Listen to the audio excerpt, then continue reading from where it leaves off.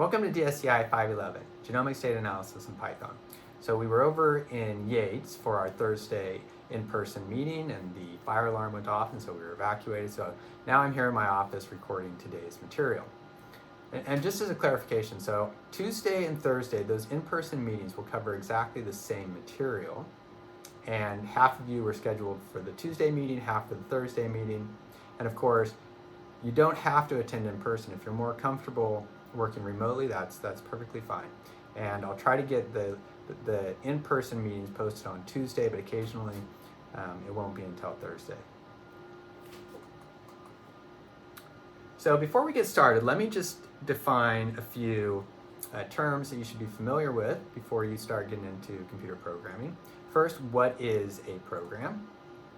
And it's a set of instructions telling a computer exactly what to do.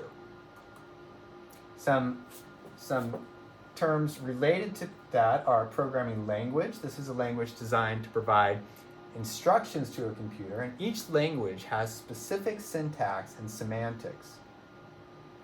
A script is a program, often relatively short and usually written in an interpreted language.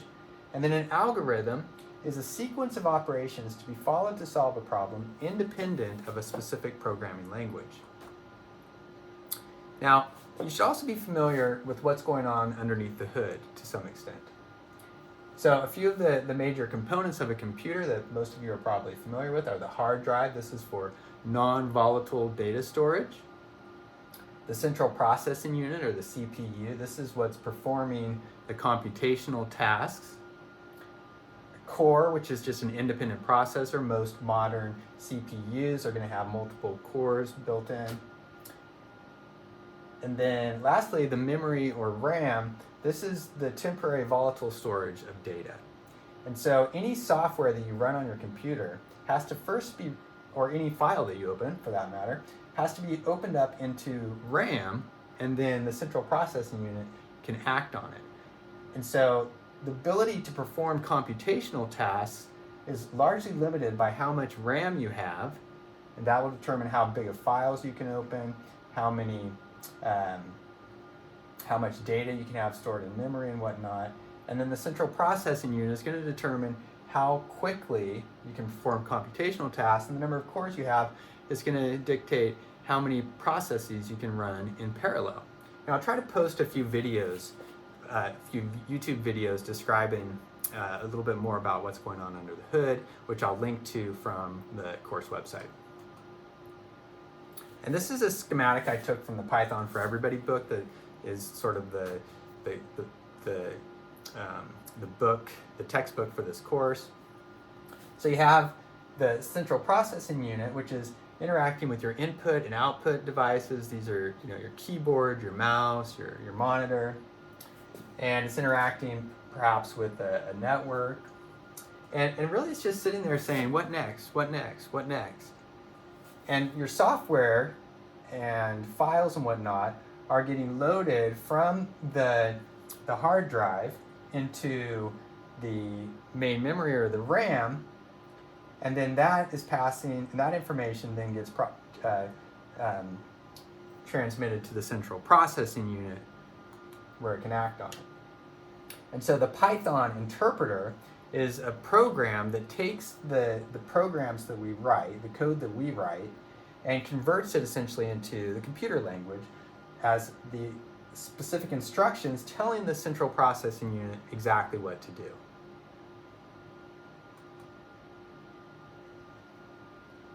Now, many of you are computational biologists or on your way to becoming computational biologists. I know a few of you come from engineering backgrounds or computer science backgrounds or whatnot. But as a computational biologist, I just wanted to point out some of the tools that I believe that you should have in your toolkit. So you definitely want to know a programming language, and that's why you're here presumably, and we're learning Python. Some other languages that are common in computational biology are Perl, R, and to a lesser degree MATLAB. And there's also some compiled languages such as C, C++, and Java that are used in more on the bioinformatics side of things for developing software. And in addition to having a programming language like Python, of course, you need to be familiar with Linux. It's good to have some familiarity with R because R is really powerful for plotting and doing statistics and whatnot. There's a lot of packages in Python that can get around any requirement for R, so Python can certainly replace R. But nonetheless, you're gonna encounter a lot of software in R. So as a computational biologist, it's good to have an understanding of R. And then awk and sed, which you may have been introduced to in the past. These are these provide a lot of really useful commands and stuff that you can use to manipulate large data sets directly from the command line without having to write a script. So those are often useful for just sort of data munging, file manipulation, and whatnot. So why learn Python? Well, the reason we're using Python is that it uses really easy to read syntax. It's centered around spoken English words as opposed to symbols. It's not as cryptic as a lot of other programming languages. It's a high-level interpreted language. The code is processed by the Python interpreter during runtime. Unlike some of these, the compiled languages in which you have to first convert your code and you have to first compile your code before you can run it, which sort of complicates computer programming. So Python simplifies things. It speeds up the process of writing code and testing code, but at the same time, it comes to the expense of not being as fast as some of the other languages. It's great for beginners as well as for advanced programmers. It has numerous applications from simple text processing to data analysis to website development, and there's just an absurd number of resources for general programming. As you'll see when you're going through the exercises and stuff, you'll find yourself doing Google searches and coming across just a wealth of information out there. If you have a problem in Python, somebody's probably already solved that problem and posted an answer out there on the web. So what is Python good for? It's just about everything, really. A lot of what you see on websites, the back end of that was developed in Python. It's good, wonderful for data analysis, automation, stitching programs together in pipelines. You can write games with it, apps, etc.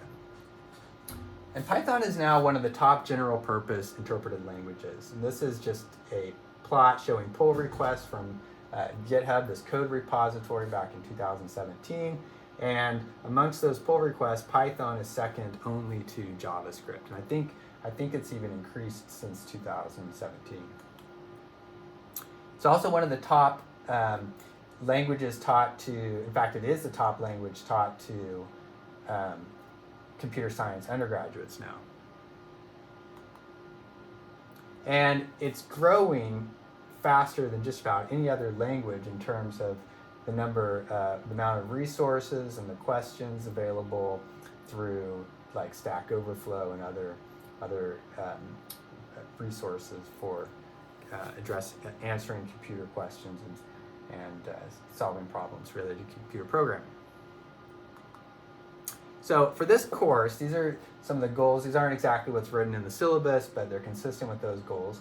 One is to become familiar with computer programming concepts and problem solving, be able to accomplish simple computational tasks using Python, and to establish a framework upon which you can learn advanced coding if you so desire. So this is really, this course is meant to provide you a foundation upon which to build. You're not going to become an expert programmer over the course of 7 weeks. It's really a matter of learning the fundamentals, the syntax, the semantics, how to write computer programs, and then taking that knowledge and then applying it to something. So if you have problems that you can start applying your programming skills to early on, that's really going to aid in your progression as a computer programmer, as a coder. And so we're going to be using Jupyter Notebook and Anaconda for this course.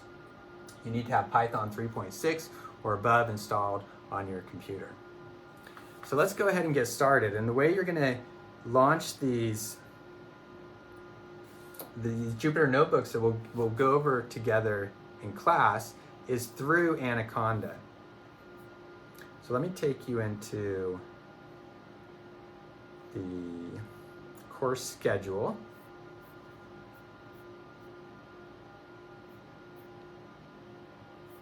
Let's see if I have, gotta find my way there. Give me just a moment.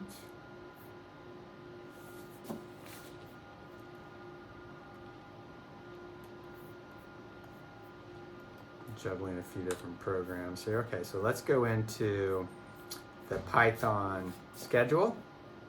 Just blow that up so you can see what's going on here. Okay, so here we are in week 5 of the semester, and today we're going to be talking about values, expressions, and statements. And there's a Jupyter notebook here. You're going to click on that and download it. The completed notebook, and this is, I believe, from Tuesday's class, will be posted here, just a PDF version of the Jupyter notebook. There is, again, this textbook that we sort of follow along with.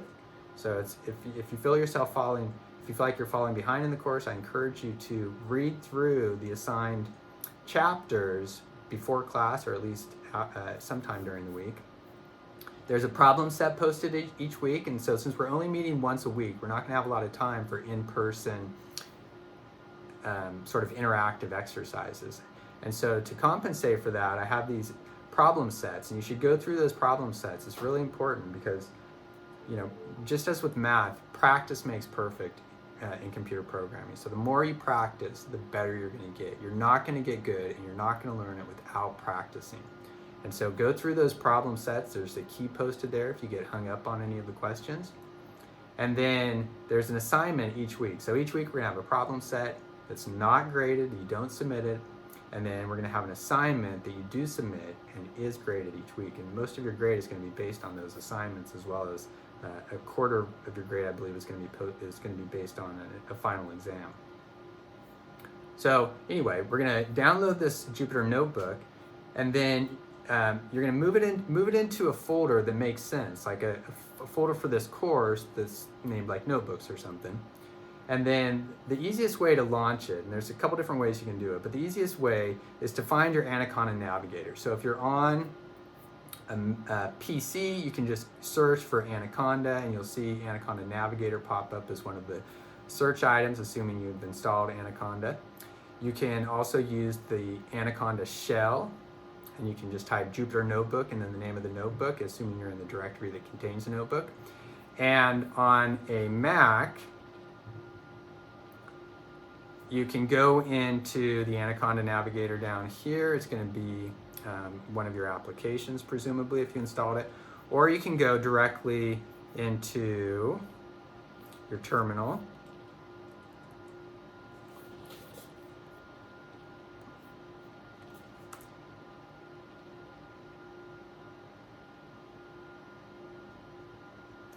Bear with me a moment here.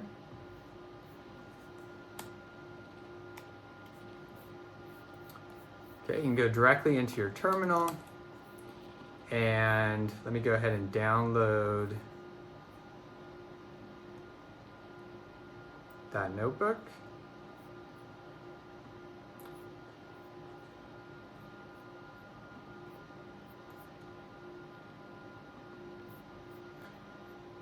And I'm going to move it from my downloads folder into what for me makes more sense as a place to store it.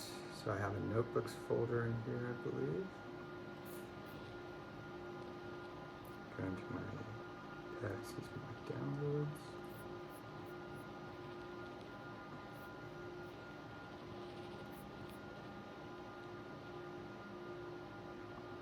Okay. Now, if you're on a Mac, a trick you can use is to change into that directory is to type cd space, and this probably isn't going to work on your PC, but then you can cd space, and then you can drag the name of you can drag the directory icon into your terminal window, and that'll fill in the path for you. And then I can launch the notebook by just typing Jupyter Notebook 1. Okay, I have a couple in there, so Jupyter Notebook 1.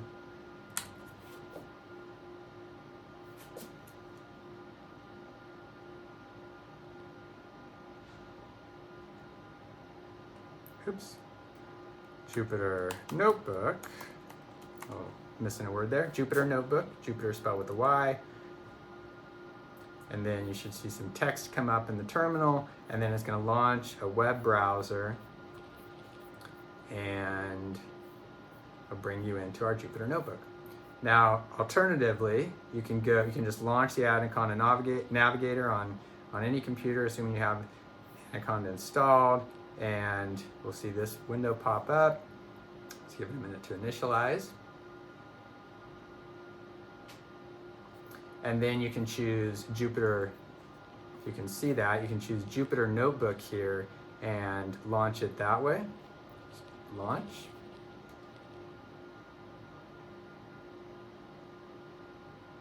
And you can see over here, I don't know if you noticed that, but the terminal popped up. So it's doing the same thing I was doing from the command line. And then you just have to navigate into the directory that contains the notebook and then click on the notebook to launch it. So if you're following along with me, this might be a good time to pause and just get everything started, get that notebook loaded. Give you just a second there. Okay, and now I'm going to get started. So this is the structure of the course, essentially our in-person meetings anyway. We're going to go over Jupyter Notebooks together. Jupyter Notebooks are nice for, it provides kind of an interactive, user-friendly way to write code within this nice sort of notebook sort of format. So we can have some text here, and then we can write code within these code cells. And it's a good way of keeping track of your code and what you're doing. You can use it for all your Python programming, or you can use a number of other approaches, as I'll demonstrate here in a bit. But just to point out a couple things that you need to be aware of. Most of these, if I click on something, you'll see this gets highlighted. This is called a cell, and there's two types of cells that we'll see in these Jupyter Notebooks that I present in class. One type is Markdown, and this is just text. Like if you double click on it, you see that, okay, that just looks like text. And I can hit Shift, Enter, Shift, and then Enter at the same time. That will execute any code in that cell, or if it's just Markdown, it'll just take you to the next cell. And then these cells here with the N next to them, these are code cells, and this is where you can write Python code. And if you want to create a new cell, you can hit this little plus sign up here, and then you can change between Markdown and code. So as you're following along with me, you may find it helpful to take your own notes within these code cells, or within these Markdown cells, or to practice some coding within these code cells. Okay. So I'm going to delete that one because I don't need it. Now the first thing we're going to introduce, the first Python code we're going to introduce is the print function. So in this first code cell, I'm going to type the word print. Now let me see if I can zoom in any farther. That's as far as it's letting me zoom in. So hopefully you can see what I'm typing here. If not, the PDF versions are posted on the website. So print, and the first code we're gonna right here is just the sort of traditional hello world. And now, so this is my Python code here, hello print, and then I have these parentheses, and then within the parentheses, I have a set of quotes around the phrase hello world. Now to execute that code, I'm gonna hit Shift, Return, and here is the output from that code, just below the code cell. Now let's talk a little bit about syntax. So Python is really particular about your syntax. Let's try writing the same code as above, but excluding the parentheses. Hello world. And when I execute that code, I get an error message. And if I look at it, it says it's a syntax error, so that's nice. And we're missing parentheses and call it a print. Did you mean to write this? So that's a really nice, informative error message. It's pretty clear, I think, even if you don't know anything about Python, what the error was. Let's try removing the quotes. So we can do print hello world. So this time I have the parentheses, but I'm lacking the quotes. Shift, return. I get another error message. This one says invalid syntax. It's not quite as descriptive here. It's not quite as helpful, but it's telling me that there's something wrong with the syntax. Now, what if we, instead of using double quotes like I did in the first example, I instead use single quotes, hello world, with single quotes around it. Shift, return. It's perfectly fine to do that. Now, a general rule of Python is that single quotes and double quotes are interchangeable. There are reasons why you might choose to use single quotes over double quotes, but that's a personal preference for the most part. Now, if we want to print a message that spans multiple times, we can actually use triple quotes. And you'll notice as you start typing in these code cells that it will sometimes do this auto matching parentheses or quotes or whatever. So when I typed 3 single quotes, it was expecting another 3 triple quotes on the other side. So straddling whatever it is that I type. So that was automatically generated. Now, that's not necessarily going to happen in all Python development spaces, but within the Jupyter Notebook, that's going to happen for you. So then I can type hello, and then I can actually enter a new line just by typing return, get a new line there, world, and now my message spans 2 lines. Okay, so I couldn't have done that with single quotes or double quotes. I would have gotten an error message because it would have thought, the interpreter would have thought that those were 2 separate lines of code. Now, this isn't something you're going to do very often within the context of a print statement, but as we start developing functions and stuff, you'll see why these triple quotes are quite useful. Okay, so the way we've been doing Python here is we're recording our code within this notebook, and then we're hitting shift return, and we're passing the code to the Python interpreter, which is sending those instructions to the processor, which is displaying the output ultimately. And there's other ways you can interact with the Python interpreter. And one way is through your shell or your terminal software. So let me get out of here for just a second.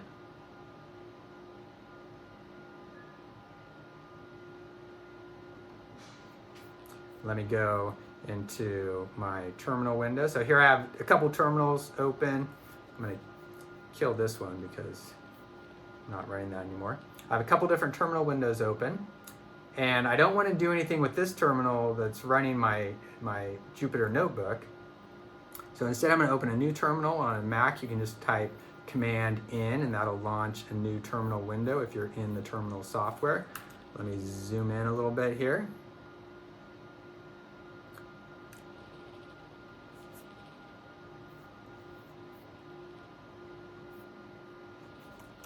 Now you can do this in your Ubuntu shell, wherever you want. Let's just see if you have Python installed, and if so, what version. So I'm going to type Python version, and it tells me that I have Python 3.6.8. So like I said at the beginning, yeah, you want to have Python 3.6 or higher on your computer. Now, some of you, especially Mac users, you might have Python 2 as your default Python version. You should still have Python 3 located somewhere.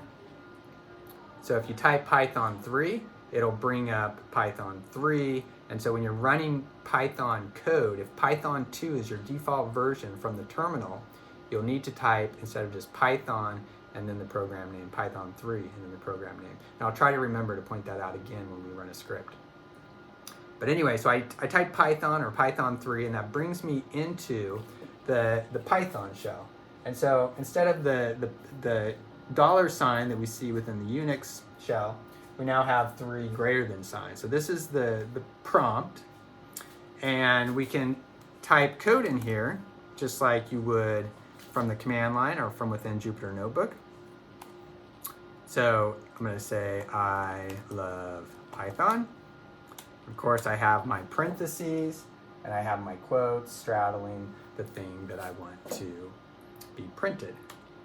And it prints I love Python. So if you're familiar with Unix commands, then this is kind of equivalent to like the echo command if we had just echoed something. Now to get out of here, I'm just going to type Control D. That'll get me out of that session. Now I'm going to go back into my Jupyter Notebook here. Now, ultimately, Python interpreter, or Jupyter Notebooks, I should say, and the Python interpreter, they're really great for testing snippets of code. Jupyter Notebooks can also be great for writing programs. But I tend to, and I think most people tend to write their programs in a text editor or an integrated development environment, an IDE. And so it's a good idea, regardless of what you're planning to use, to have a text editing program on your computer. This is not Microsoft Word or any default program that's loaded on your PC, on your Windows machine, or your Mac. Instead, you need to download the software. There's gedit, which does come on a lot of Linux machines. That's for Linux. Text Wrangler or BBEdit if you're on a Mac. And then Notepad++ is a good one if you're on a PC. And there's also some command line software for text editing that's also great. It's a little bit trickier to use, and it's probably not something you necessarily want to try to learn at the same time you're learning Python, but that's up to you. But there's instructions in the that I provided you on which programs I suggested depending on your computer's operating system, and that's linked to from the course website. I sent out an email about it. And now if you downloaded Anaconda, then you should also have this IDE called Spider. So let me go back into my Anaconda navigator down there, and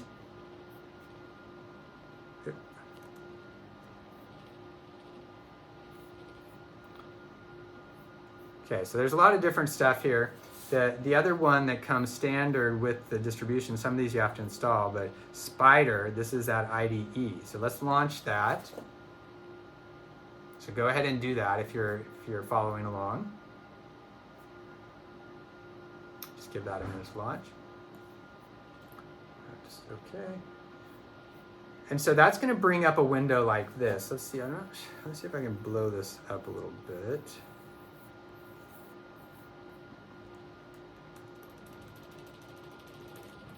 Blow this up over here.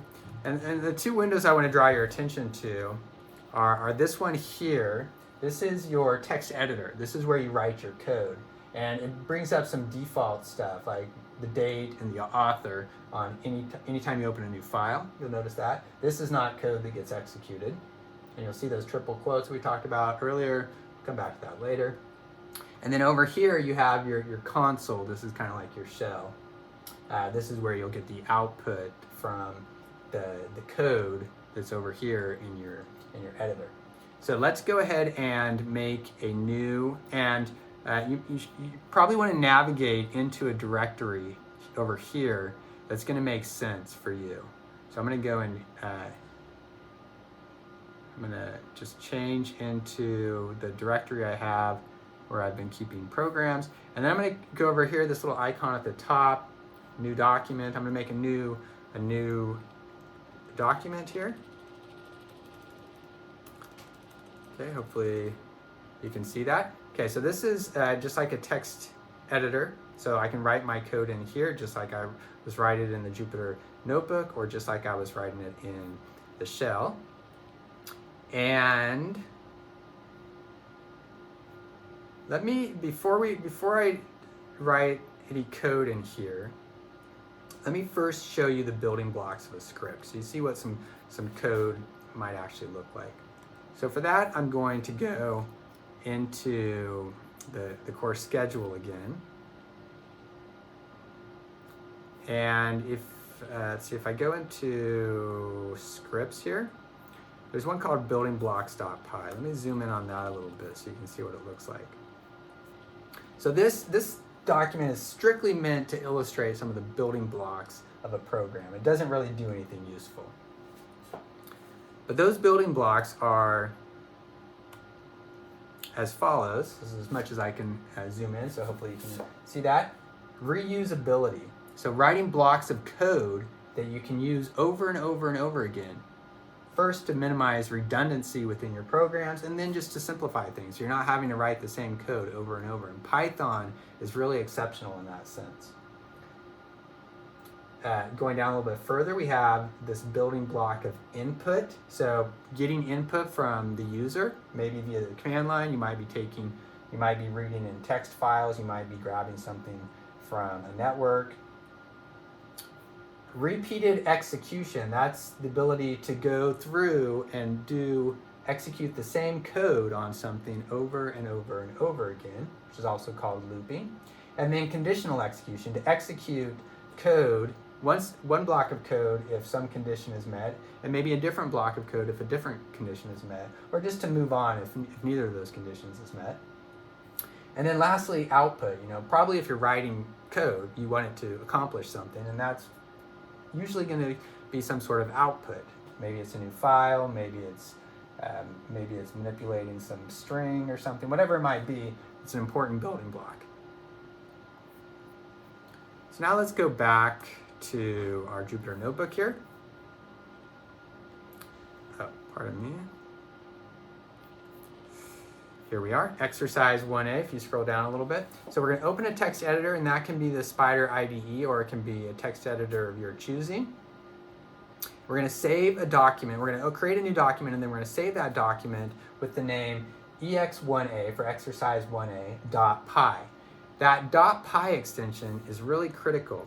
That's what tells the text editor that this is a Python script. And it also alerts somebody who sees that file, anybody who sees that file with that .py extension, that is a Python program.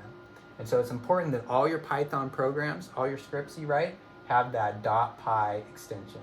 And you can drop those in a folder called scripts or programs or whatever you want to call it. And within this text editor file, everything that's written in it will be interpreted as code unless it's commented out with a hashtag or with the triple quotes. Now, what we're going to do is we're just going to write a script that prints the message, my first Python script, to the terminal. So let's go into, I'm going to go into Spyder. You're welcome to do this wherever you like. And so you can see this code here, this is not going to be executed because it's enclosed within those triple quotes. And if I wanted to have some other code that's not actually executed, I could say this, I could put a hashtag out in front, this line is not code. You can also do that when you're just testing code. Sometimes it's useful to just comment out some of your lines of code until while you're fixing problems or while you're developing additional code, whatever you might be doing. Okay, so print my first Python script. Okay, and so another nice thing about the IDE is it actually gives you a little bit of information about this function called print. It says, okay, this is how it works. We'll talk about that more later, but it does provide you with some information. So you sort of have this built-in help feature. Now to execute this code within this IDE, I can go up here and there's a little play button. I click on that play button, and first of course it wants me to save it. That was supposed to be one of the first things I did. I'm going to save it as x1a.py, and of course it's going to save it in whatever directory I have loaded up here at this top of this little box that says the directory, or you can navigate to a different directory. So I'm going to save it there, and I'm going to hit, and then you can see it executed the code, or you may not be able to see because it's rather small, and I don't seem to be able to zoom in any further, but it executed the code. It said run file, so it's just saying that it's running that program, and this was the output. Of course, it printed my first Python script. Now, let's run that same program, but from the terminal, from the shell, from the command line. So I'm going to, thought I had a directory open. No. I'm going to change into the directory containing these scripts. Again, I'm just going to type cd space, and then I'm going to drag, and on the Mac, I can just drag that directory, that folder over into the terminal, and it autofills the path. Okay, so now I'm in the directory that contains the program that I want to execute. So that's critical. You need to be within the program, within the directory that contains the program. Alternatively, you can provide the entire path when you call Python. But for now, just keep things simple. Let's just change into the directory that has the program. I'm going to go Python. To execute a Python program, I type the word Python. And again, if Python 2 is your default, you're going to need to use Python 3 here because Python 2 and Python 3 syntax differs in some pretty substantial ways. So I'm going to type Python and then the name of the program, which I called x1a dot, and you can tab and you should be able to autofill the name of that, then hit return, and then we get the code being output to the terminal window. Okay, so when you run Python programs, typically the way you do that is just like this. And when you share your code with somebody else, when you share your programs with somebody else, oftentimes the way they're going to be running those is just from within a shell. Nonetheless, these IDEs can also be used. The Jupyter Notebook can also be used, especially for developing code. But just keep in mind that commonly when you're actually running software, when you're sharing software, Python programs with other people, it's commonly going to be run via the shell. So let's go back into our Jupyter Notebook here.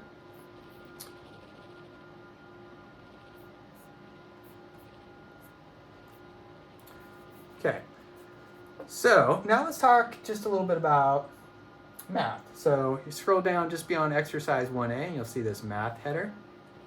And so Python does math pretty intuitively. So what's 7 minus 3? And the operators that Python uses are also, pretty much what you would expect. 7 minus 3 is 4. 1 divided by 2.5. 2 times 3. See, we use an asterisk there for multiplication. Single asterisk gives us 6. Now, one thing I want to point out here, occasionally people will have issues with when they run their code, instead of getting a number appear here in the output here, they'll get a little asterisk appear here in this out box within those brackets, and they won't get any output. Now, sometimes that's because you accidentally killed your terminal window. So you needed to have that terminal window, that Anaconda prompt window, or your terminal, your Mac terminal or whatever open to actually be running this. If you kill that window, then you're also going to lose this interface with the Jupyter Notebook software. Now, if that was not the case, then sometimes you may need to go into kernel and restart the kernel. And usually that'll fix your problems. And if you run into a situation where it just seems to keep happening, or you can't figure it out, feel free to shoot me an email. I'd be happy to try to walk you through it. Okay, anyway, back to our math. What is 2 cubed? So for cubed, we're going to use something that may not be quite as intuitive. We're going to use 2 asterisks. So that's to raise something to the power of, and then followed by 3. So that's going to be 2 cubed. 2 times 2 times 2, of course, is 8. Let's try something a little more complex. What if we do 4 minus 2 times 2? Now, there's 2 different ways that this could be, 2 different orders in which this operation could be completed. You could first do 4 minus 2, and that would give you 2, and then you can multiply that by 2, and that gives you 4. But of course, we learned in math that that's not the proper order of operations. You do multiplication and division before addition and subtraction. So the alternative then would be to do 2 times 2 and then subtract that from 4. So let's just see what Python does. Python does takes the proper approach and first does the multiplication and then does the subtraction. Now, if you think back to your algebra days, we commonly assign values to variables, like x and y are commonly used in algebra. So we can do that in Python too. We can say x equals 5. Okay, now I hit shift return. Nothing actually gets output there because this is just a variable assignment. There's nothing to output. But now we can use that variable in an equation, x plus 5. Now, x should be set to the value 5 from up here. Let's just see if that's true. If so, we should get 10, and indeed, that is what we get. Now, let's try returning the value of a variable using the print function. So I'm going to go print, and I'm going to follow the standard syntax that I showed you at the beginning, which of course is you have your parentheses and then your quotes, and then within the quotes, I'm going to put x. Okay, now remember x is this variable that has a value of 5. So I print x. And instead of getting 5, like I had sort of hoped for, I get x back. And so what's happening there is that x is being treated literally as the character x, not as the variable x that has the value 5. So if we want something to be interpolated as a variable or whatever, then we're actually not going to include the quotes around it. Instead, we're going to have that bare variable name within the parentheses of the print function. And now Python is going to see that that thing doesn't have quotes around it, and it's going to see that that's an expression that needs to be evaluated, and it's going to realize that it's a variable that's stored in memory, and it's going to give you the value of that, 5. Now, how about this? Let's try doing a little bit of math within a print function. So if we do print 5 plus 5, you can probably predict what we're going to get there now, having seen that last example. Yeah, that's right. We're just going to get 5 plus 5 back. And you can probably guess how you might do it if you want the actual math, the expression, to be evaluated. You just leave out those quotes. So print, and then I just have 5 plus 5, that sort of bare expression within those parentheses, shift return, and indeed the expression is evaluated, and I get 10. Okay, so let's write a script in Spider, which stores a number to a variable, calculates the square root of the variable, and stores that value as a new variable, and prints the results to the terminal. Okay, so we've got a lot of steps here, and that's going to be pretty common. You're going to see that in the problem sets and the assignments. It's like, okay, what's the first thing I need to do? Well, the first thing you need to do is store a number to a variable. Okay, so we'll go into our IDE, Spider,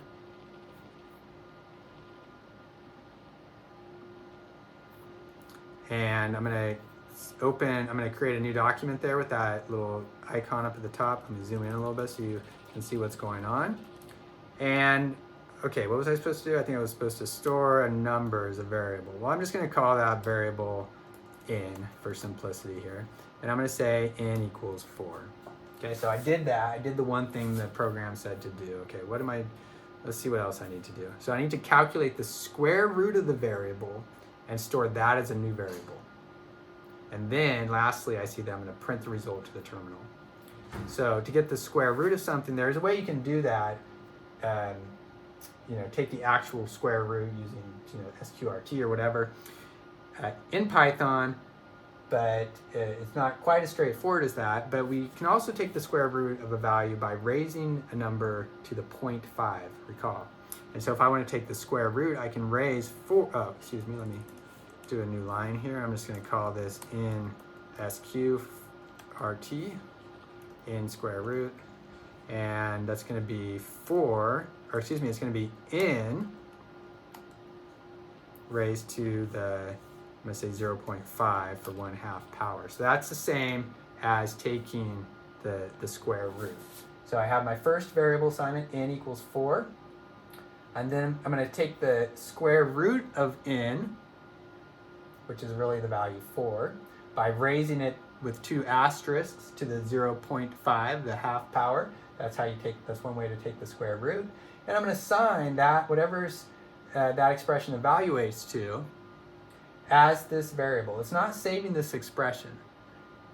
So that's an important thing to note. It's not saving this expression as a variable, just like you'd probably think intuitively. It's calculating the expression, computing what the expression evaluates to, and storing that as the variable. And then we can print that in SQRT. It's a horrible variable name, but anyway. So then print, and again, I don't need quotes around it because I want it to be, I know it's something that needs to be evaluated. And then I'm going to run that code by pushing my play button. Again, I didn't save this, so let me just put a name here on there. I believe that was exercise 1B. Save that in my scripts folder. I already had one there, but that's okay. And again, there's my output over here. You probably can just barely see that at best, but I got 2, which is exactly what I would expect because the square root of 4 is 2. Now, that code that we just wrote, it took 3 lines. Of course, there was some redundancy there. We could do things much simpler, like in that particular case, there was no need to do that first variable assignment. And there's another shortcut we could take as well. So if really, let's say we have we can still do the variable assignment. So if we have n equals 4, but within the print function, we can actually do the math. We can do n raised to the 0.5 power, and we'll get the same thing back. And in reality here, we didn't really need the variable assignment, so we could even just get rid of that code altogether. I'm going to hashtag that, comment that out, and now get the same thing. Okay, so kind of a general rule of thumb is if it makes sense and it makes your code easier to read, do it. If it doesn't make sense, unless I specifically told you to do it, or if it makes your code more complicated to read, substantially less intuitive, then don't do it. So, but ultimately, kind of what you're aiming for is to make your code as simple as possible while also keeping it very human readable. Okay, so that was part 1.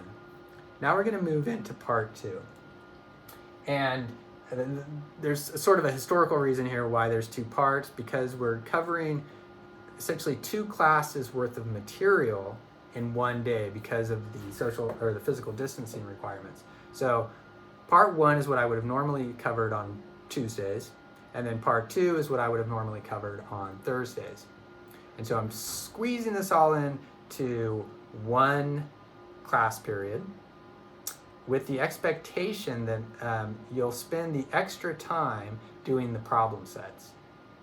So the problem sets, remember, those are posted and linked to from the course schedule. So you're going to want to spend some time after class, or maybe after class, and I would say also with your completed Jupyter notebook, or my completed Jupyter notebook that you download as a PDF, next to you, go through those problem sets. When you get hung up on how to do something, refer to the Jupyter notebook on how to do that, and then try to actually remember how to do things. And you really need to very quickly get out of the habit of having to reference a resource like the Jupyter notebook to figure out how to write some code, because once we move past it, things are going to build on themselves. And if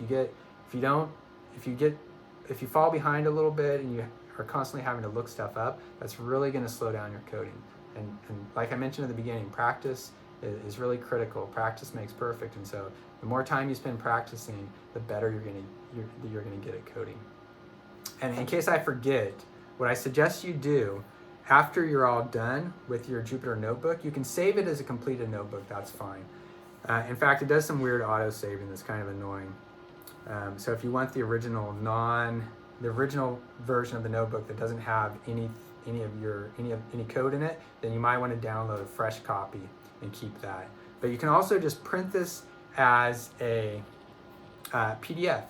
Just go save as print PDF, save as a PDF, and that's what I do, and that's what I post after class. So it's good to have these completed Jupyter notebooks on hand as you're going through the problem sets, and then as a reference later on, especially if you step away from coding for a while and you try to get back into it. These notebooks are going to be a really useful resource for that. Okay, so that concludes our little break between parts 1 and part 2. And so in part 2, we're going to talk about values, variables, expressions, and statements. Now, we've seen examples of 2 types of values thus far. We've seen integers, those are just whole numbers, and strings. Strings are just sets of characters. And as demonstrated with the print function, these 2 different types of values are interpreted differently by Python. Strings are just sequences of characters, like I said, like hello world, that's a string, and it has a specific designation, str. Integers, like I said, whole numbers, they have a different designation, int. Now, what if you have a decimal point in your number? Well, then that has a different designation. It's called a float, F-L-O-A-T, float. Now, it's important to note here that numbers, integer and float, can both be treated as strings. You can treat them as a string, right? Like 1, the number 1 could also be the word 1. But strings cannot be treated as numbers, right? That wouldn't make sense. Although you'll see that there are a couple math operations we can use on strings, and you'll see in a moment. And we demonstrated that with the print function. Python sees those things, those types of values differently. Now we saw a very simple example of a variable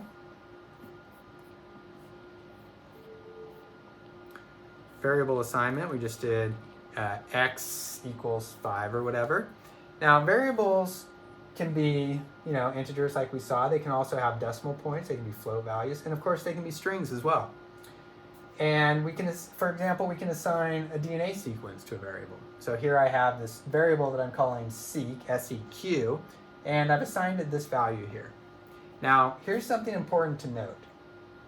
Just as with the print function, because this is a string here, it's not an expression,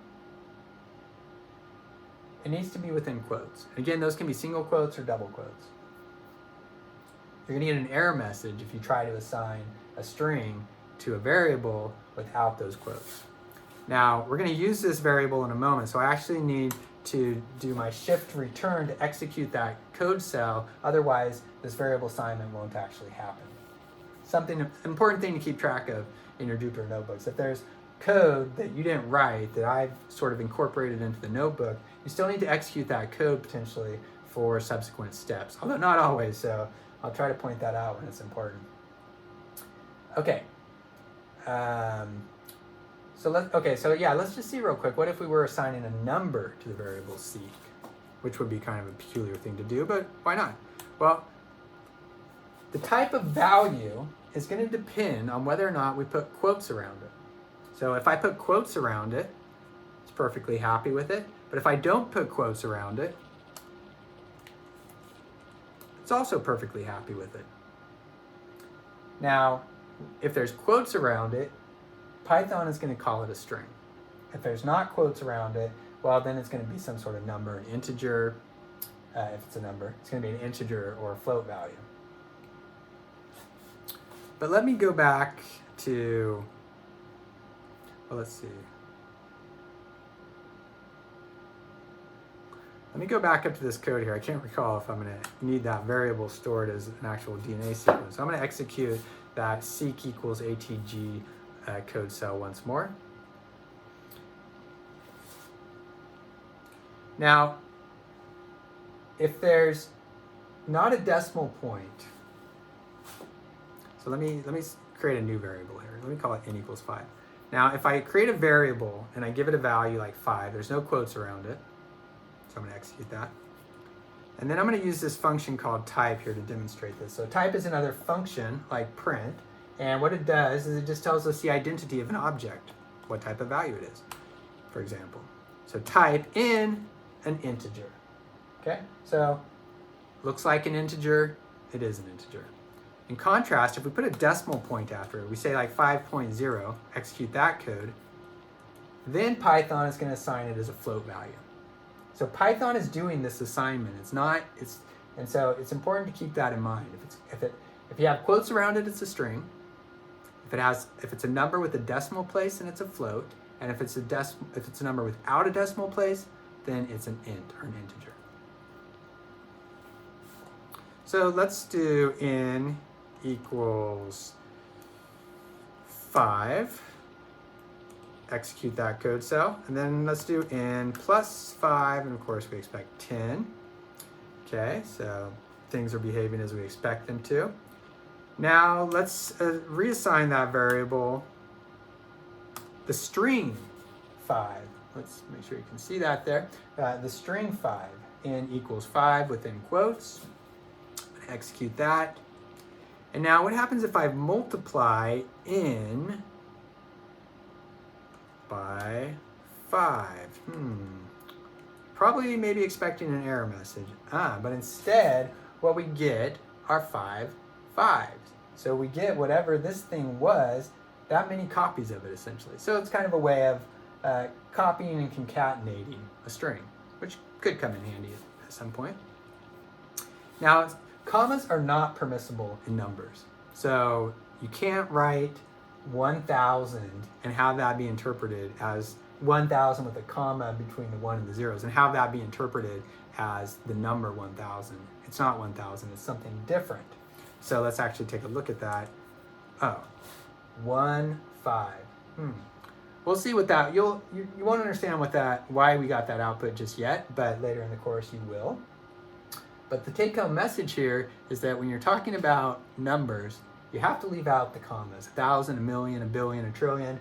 None of those should have commas separating them.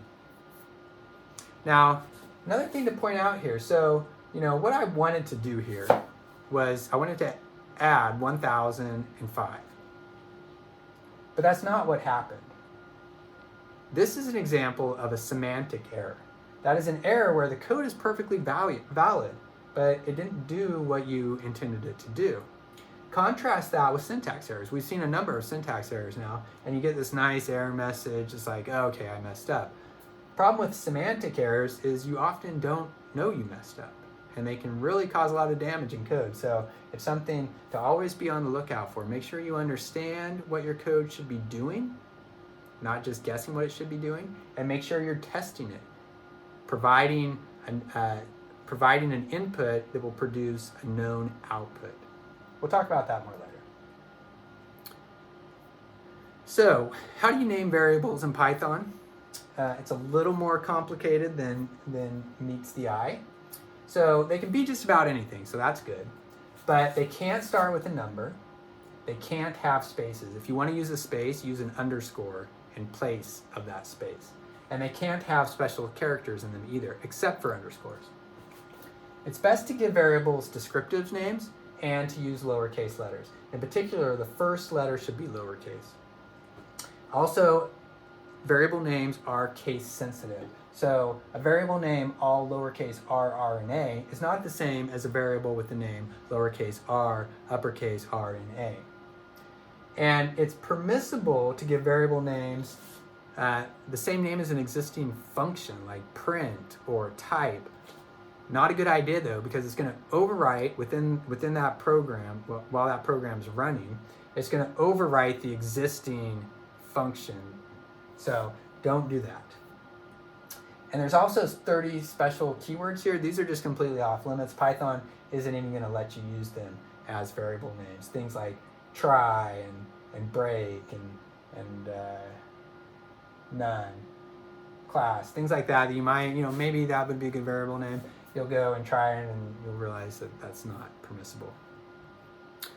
Now, again, it's good to use descriptive names for variables. For example, x equals some DNA sequence. That's a really bad variable name, x, because it doesn't tell us anything at all. It doesn't even really make sense. Whereas if we use seq, S-E-Q, at least to a biologist, that's sort of intuitive. It's probably a sequence.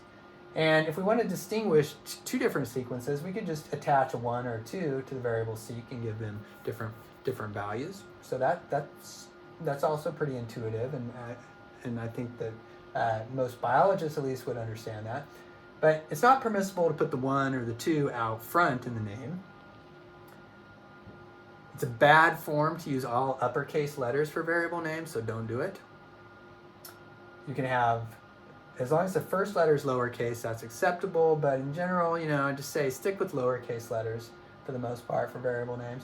Can't have spaces, so seek space new, that is not going to be permissible. Neither is seek dash new, not permissible, that's a special character there.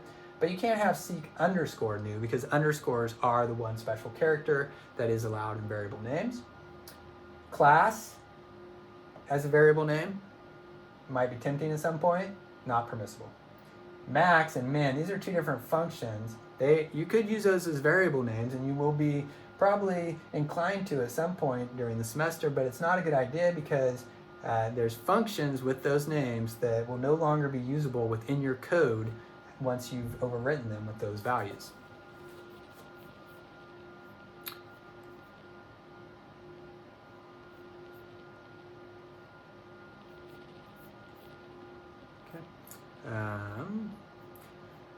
statements. So Python code is made up of statements. These are any lines of code that can be executed. Any code that can be executed. 1 plus 1 is a statement. DNA equals ATGCC, this variable assignment, statement. So anything, any action or command is a statement. We've seen print,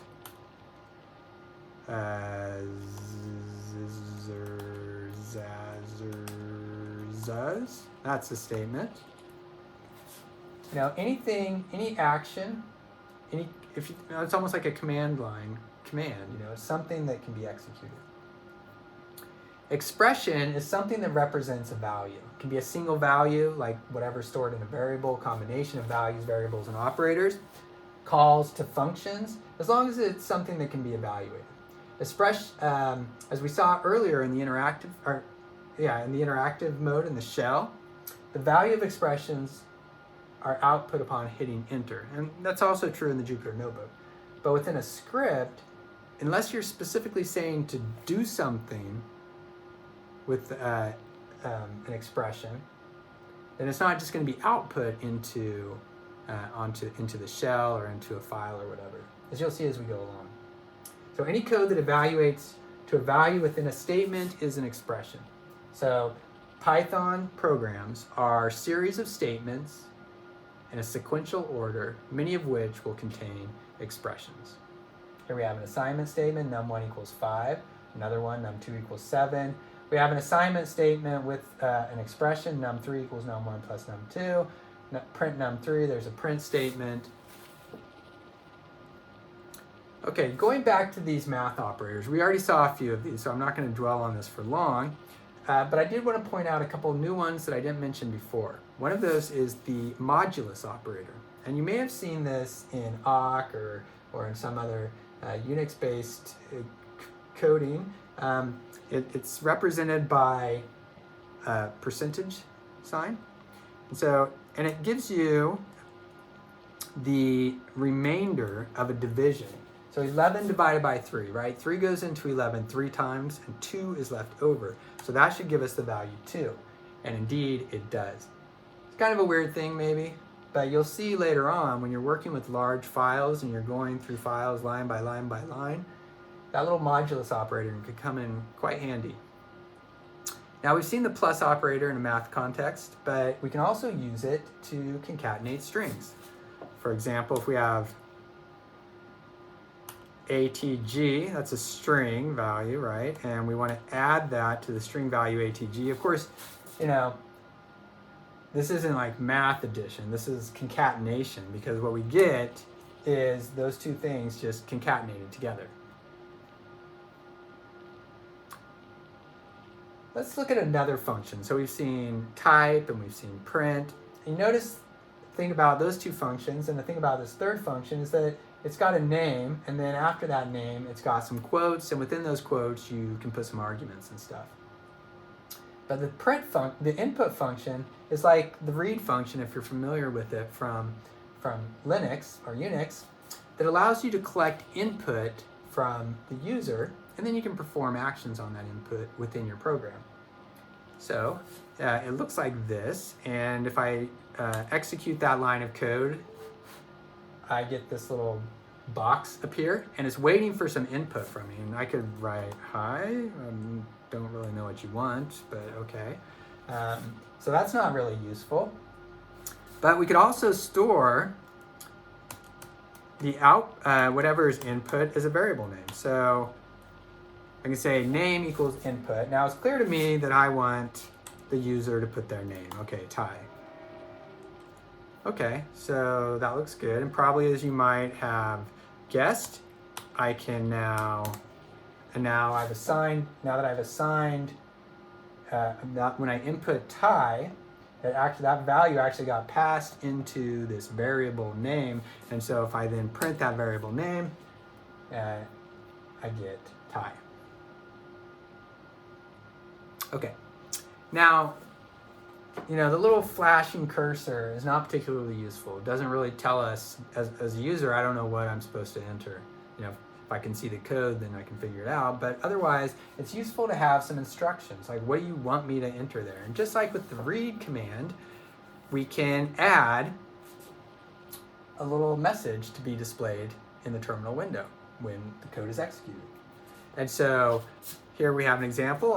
It's just like my one above essentially, except now I have a little message that's within quotes within the input statement. So input, parentheses, and then within quotes within that statement, what is your name? And now when I execute this code, it's asking me, so it gives me a little prompt here. What is your name? Well, my name is Ty. So I execute that, and I get this little message printed out, hello Ty, with this print statement here. We'll come back to the syntax of that print statement in just a minute. It's a little bit more complex than what we've seen thus far. So by default, input assigns whatever is input to the type string, that is. It's kind of annoying in my opinion. I think Python's smart enough that it could figure out, or at least guess better at what the type of value you're inputting is, a number, as an int or a float versus a string. But alas, it is not the case. So let's say I want a number. I'm going to say, enter a number. Okay.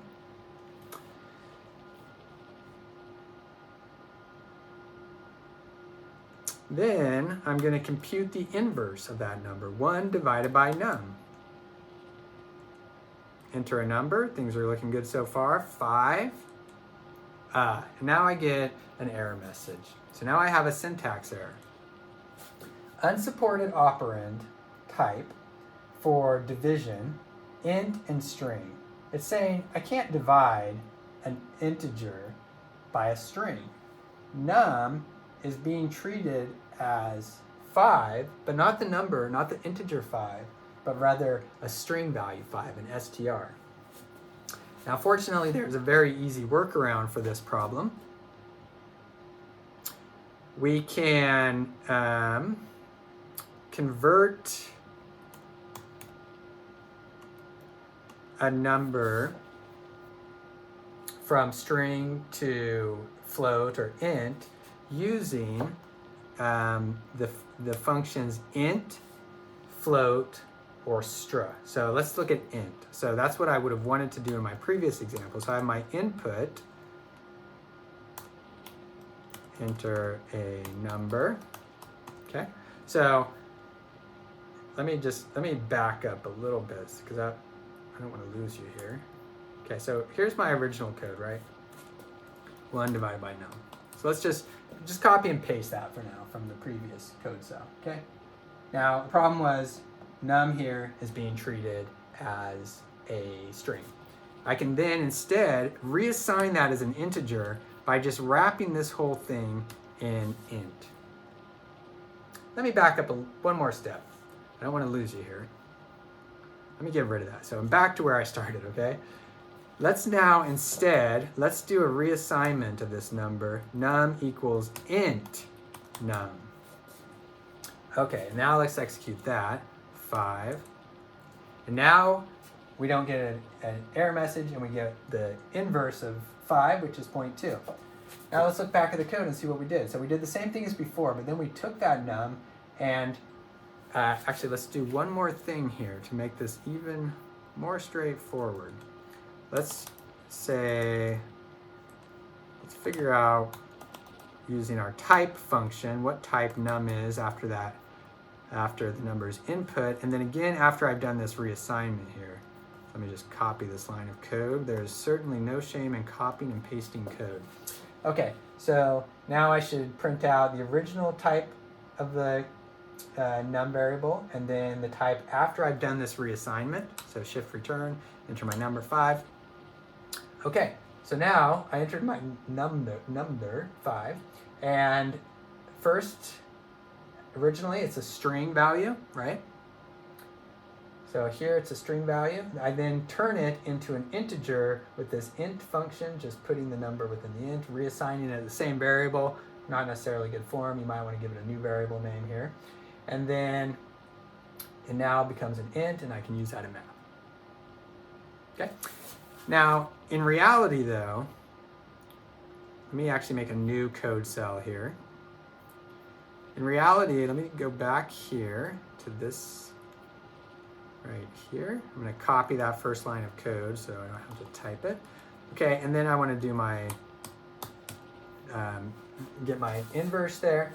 In reality, what you're going to do, most likely, to simplify your code, why not just reassign it as an integer as soon as it's input? Okay? And then 5, I get 0.2. Or, alternatively, let me copy that same code again into a new code cell here. Alternatively, instead of doing that, so instead of reassigning it as an integer right after its input, why don't I reassign it as an integer as I'm, sort of on the fly as I'm doing the math to get the inverse. 5. Of course, that's perfectly fine too. So where you do that assignment, is sort of a matter of preference, as long as it keeps your code simple and clear. But one important thing to note here, notice that I'm always, that up here I had to create a new variable. I had to do a new variable assignment. If I just take a variable here, let's call it 5, okay? Now, of course, that's a string because I put it within quotes, so that's a string value. And I want to reassign it as a integer value.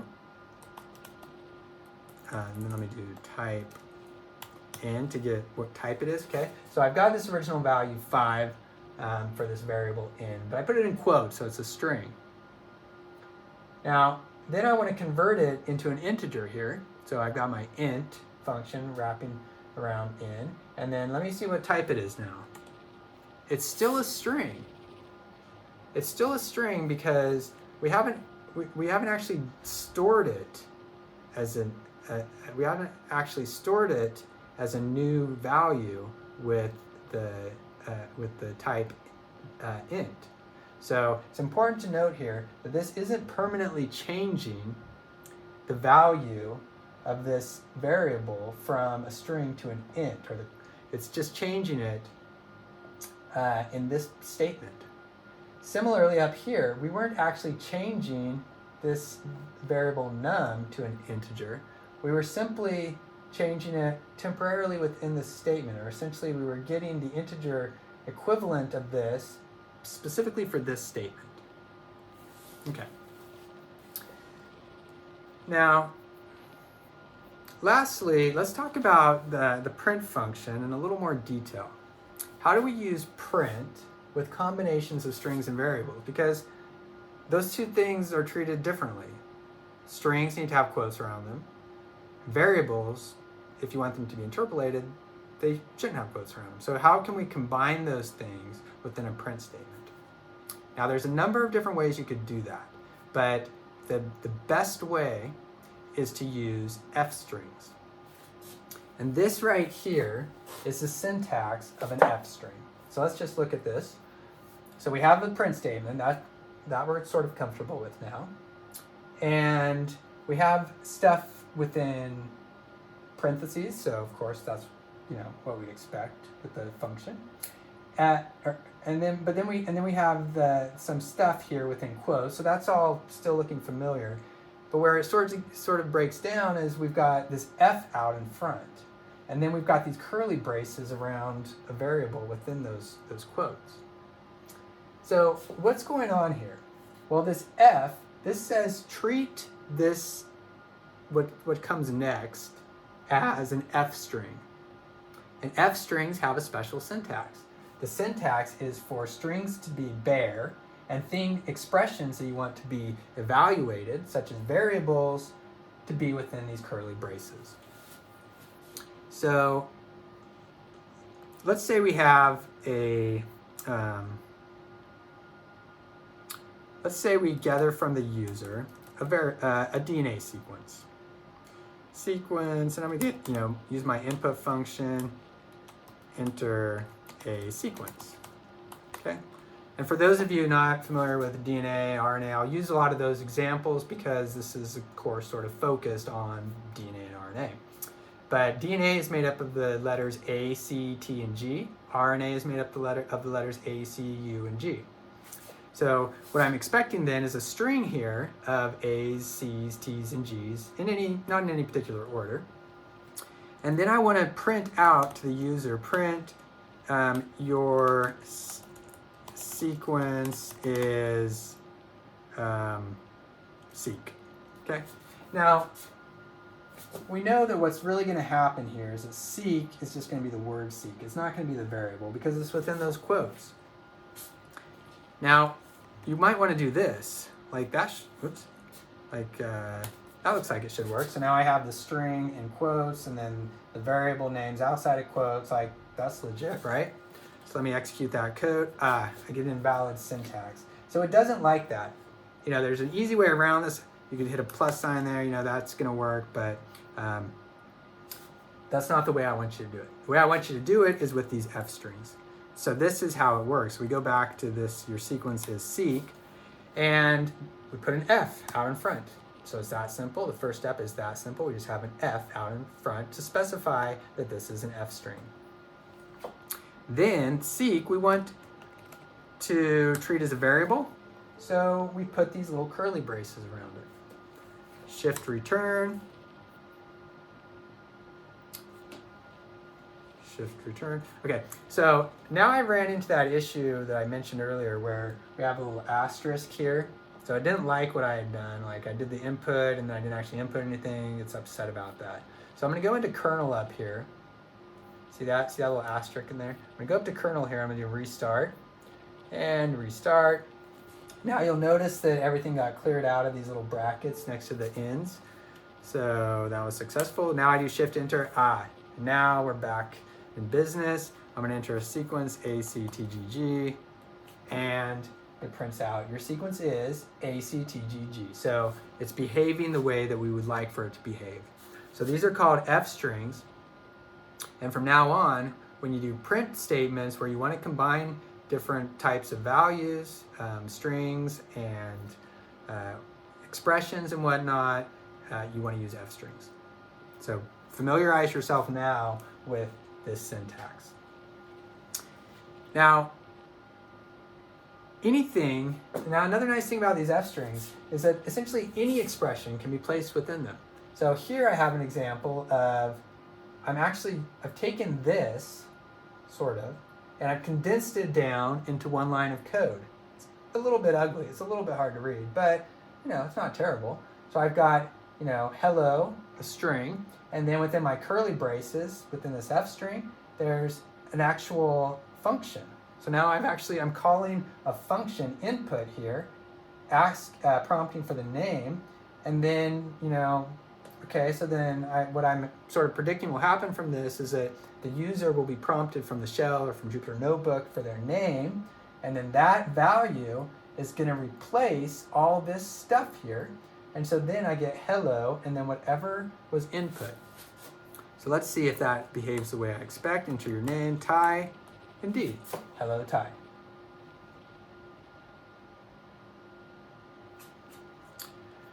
Now, I pointed out before that you could use these triple quotes within print statements if you want to put stuff on new lines.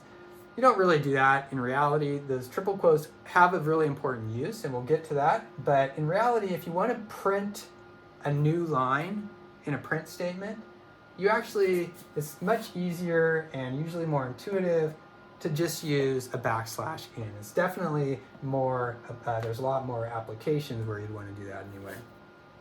So here I have this long string within a print statement.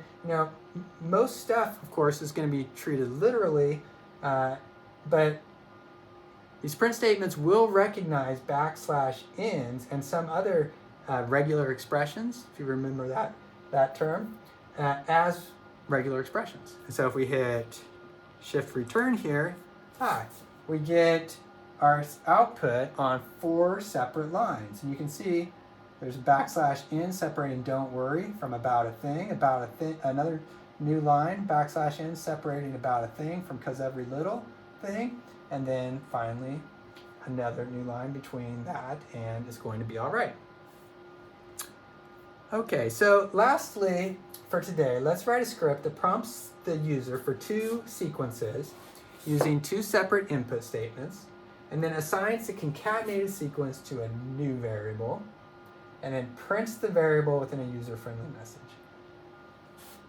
That's a lot, right? Like 3 different things I got to keep track of. This is kind of like, this is going to bring back, bad memories of like, story problems in math and stuff. And unfortunately, that's kind of what programming is to some degree, is solving problems. And these are often storied problems. But let's break it down in our mind. So, okay, first we need 2 input statements to get 2 separate sequences. Okay, so our first 2 lines of code are accounted for. Our third line of code is going to concatenate those 2 sequences together and store that as a new variable. And then we're going to print it within a user-friendly message. A little bit to keep track of, but let's see if I can remember all that. So I'm going to go back into my Spider IDE. I'm going to do a new document. Let me zoom in a little bit here so you can see what's going on. Okay, so I need 2 input statements getting 2 sequences. I'm going to call them seek1 and seek2. So seek input, that's my input function. I give a little prompt. Enter a sequence. Okay. Now, one thing I'm going to point out, since I don't think we've run into it yet, I've gotten lucky, is that probably one of the most common syntax errors you're going to run into in Python is not having the right number of quotes around things, like having one quote out at the beginning and then forgetting the next quote. So just be aware of that. That's usually the first thing to look for. Oh, do I not have the parentheses, matching parentheses or matching quotes around things? There's my first sequence, and then I want another one, seek2 equals input, enter a second sequence. Okay, and then I'm going to concatenate those into a third sequence on a separate line. This is a little bit cumbersome at this point. Certainly I'll need to have a separate variable assignment for this, but for the sake of following the instructions, we'll do that. Seek1 plus seek2. Remember, that's how we concatenate strings. It's how we add numbers, and it's how we concatenate strings. You probably noticed also that these IDEs, or your text editor or whatever, they give you, the text editor within an IDE essentially, they give you some syntax coloring, which makes it a little bit easier to understand your code. Okay, and then lastly, I was going to print this concatenated sequence within a user-friendly message. And so, I'm thinking combining a variable, obviously seek3, with some text. So of course I want to use an F string. F, the concatenated sequence is curly braces, seek3, curly brace end, quotes end, parenthesis end. So you see that point earlier about, forgetting a parenthesis here or a quote here, things start to get a little bit complicated when you start dealing with, 2 different things, 3 different things on one side, 3 different things on the other side that you have to keep track of. And again, your text editor is going to give you some clues probably. Like if I do a parenthesis at the end here, notice how it highlighted this first parenthesis? It's telling me, okay, there's its mate.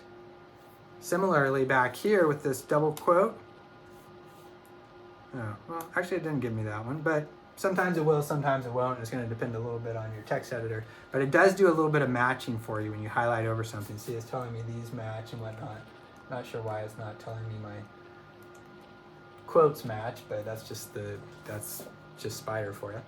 So there's my program. It's got 4 lines of code, 2 input statements, like I indicated in the instructions, a third statement where I do a variable assignment that concatenates, in which I concatenate the 2 sequences that are input, and then lastly I print those out within a user-friendly message. So I'm going to go to execute this code, and now this one is called exercise 2A, I believe it was. save that. And then I execute the code. There we go. Got an error message here. Invalid syntax. So let's look back at the code here. It's telling you where, with this little caret, this little thing right there, it's telling you where the error is. It's saying, why do you have a colon here? That doesn't make sense. That's not normal syntax.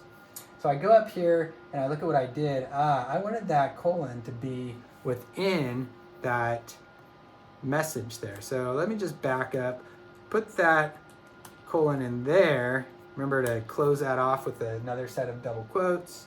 And now let's see if I fix my problem. I'm going to run that again. It's prompting me for a sequence down here. I don't know if you can see that, but it's asking me for a sequence. I'm going to enter a sequence, ATG. Now a second sequence, TGA. And it concatenates them and gives me this nice message that says the concatenated sequence is ATG TGA. And just real quick, on our way out, let me go to the terminal and let me run that code, Python x2a.py. So that's the name of the program. I get, again, the prompt for a sequence, ATG, prompt for a second sequence, TGA, and a nice little message that my concatenated sequence is ATG TGA. Okay, so that's all the lecture material, interactive material I have for you for this week. So this is going to be, every week there'll be one sort of interactive exercise like this. It will be, you'll either attend class for or will be posted on the course website. You'll then go through and do those problem sets. And again, there's an answer key there. So if you get hung up on them as you're going along, just go to the answer key, figure out how I did things. It's not always the perfect or the best way to do things, but it's one solution. There's always commonly multiple solutions. And then I suggest after you've done those and you feel comfortable with it, then go in and do the assignments. And the assignments are going to be due every Thursday right before what would be our in-person class meeting on Thursdays, which is at 10 a.m. All right.